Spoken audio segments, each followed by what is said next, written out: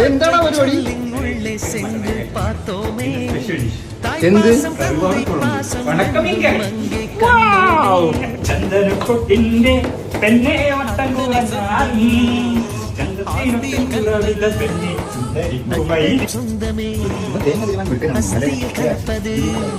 ஒரு சின்ன வேதனை வந்தாலும் அலைக்கோதுகின்ற கை நண்பன் கை. நாம் என்ன சாதனை செய்தாலும் அது நண்பன் தருகிற நம்பிக்கை.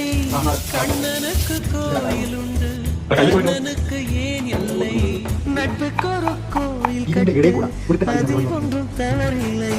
எங்களின் வீடு என்று ஒரு ஏழைதான், எங்கள் பின்னால் நட்புக்கு ஒரு தாஜ்மஹால் தான். ரோஜா தோட்டம் வாழ்த்து கூறும்